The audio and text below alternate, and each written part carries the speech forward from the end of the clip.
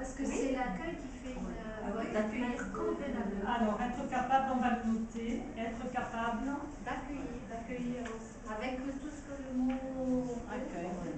Contient, c'est-à-dire il y a le côté contenant, le côté je suis différent, mais peu importe. On peut peut-être accueillir, c'est tout ça, c'est accepter l'enfant avec le pouce dans la bouche, avec rassurer, voilà. Pour Marie-Paul, on peut peut-être enlever diriger et rester juste sur diriger et collective. Disons que c'est quelque chose que moi je mets vraiment à la fin. Voilà. Oui. Parce que déjà quand tu mets collectif, diriger, on met après collectif, ça veut dire que du coup on n'est plus dans ce côté individuel. Donc on peut mettre animer, c'est pas conduire, animer des activités collectives. Et collectif, ça fait longtemps, il est dans le. Ça part le père. On ne le prend plus dans le. Oui, mais qu'est-ce que ça veut dire? Est-ce qu'il n'y en a pas d'activité? Oui, mais à la fin. Parce que des jeux, ça date des jeux. C'est dans le désordre.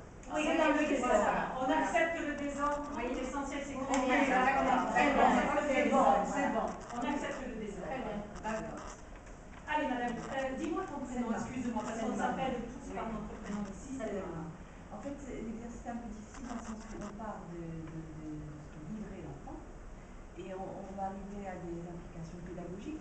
Donc, on a des contraintes en dehors de répondre seulement à ce que veut l'enfant. Parce qu'il y a une étape où on doit se dire, ok, l'enfant voudrait par exemple être libre toute la journée, bon, c'est pas possible. Donc, quels sont nos objectifs déjà et nos contraintes qui sont intrinsèques à la vie en collectivité et aux objectifs qu'on veut atteindre dans les structures, et puis ensuite on peut après arriver ensemble à ça, parce que dire je vais être libre toute la journée, ok, c'est la voix de l'enfant.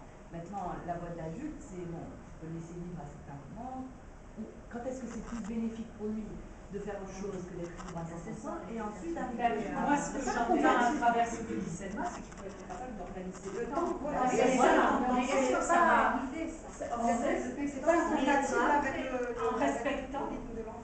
L'organisation, C'est pas incompatible puisqu'on respecte le rythme. Le temps fait partie, mais moi je dirais pas que ça se résume au temps non plus, parce que par exemple sur la question de l'autorité ou de la rigueur, il y a une partie où on veut laisser les enfants libres, autonomes, prendre des initiatives, etc.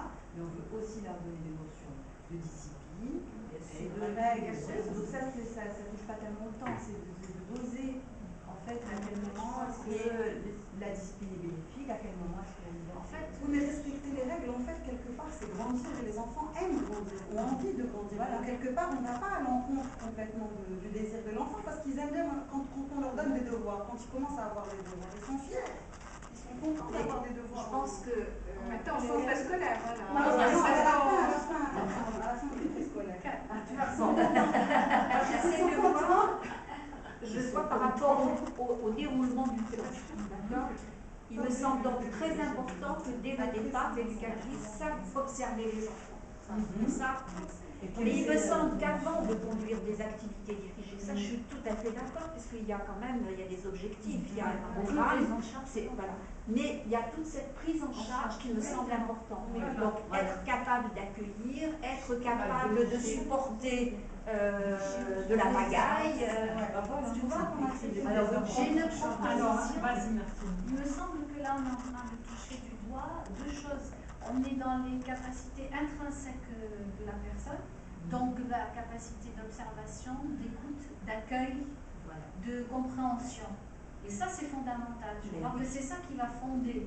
Et sur ces bases-là, après, on va rentrer dans tout ce qui est de l'ordre du pédagogique et qui s'apprend. Enfin, je suis désolée, ça pédagogique, ça s'apprend. Après, mais à la base, il y a un socle.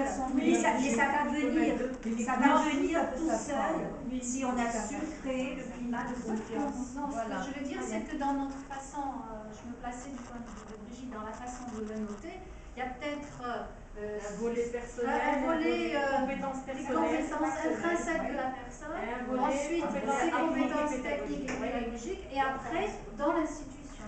Il me semble qu'on a une gradation, parce qu'il y a des choses qui ne dépendent pas d'elle. Alors attendez, juste parce que j'ai le souci après d'en tirer des éléments de formation. Pour moi, même la capacité d'observer, c'est quelque chose qui peut, à travers des formations, se développer. Oui, mais il y a une qualité il y a une qualité de départ, mais qu'on va pouvoir travailler. Pour moi, être capable d'accueillir, si j'ai une bonne connaissance des besoins de l'enfant, il y a des observations que je vais faire si j'ai été formée aux besoins de l'enfant, être capable de repérer des signes de sommeil, par exemple, un petit qui se tortille, eh ben, ça veut dire que certainement il a envie de faire pipi, etc. Bon, ça veut dire quand même que la connaissance des besoins de l'enfant, elle intervient là aussi, hein, connaître les besoins des enfants, moi il me semble que c'est indispensable. Non, est-ce qu'on ne le note pas ça? Pour moi, c'est un des fondements, hein, parce que ça alimente, moi il me semble que ça alimente l'observation et l'accueil. C'est la place des activités dirigées.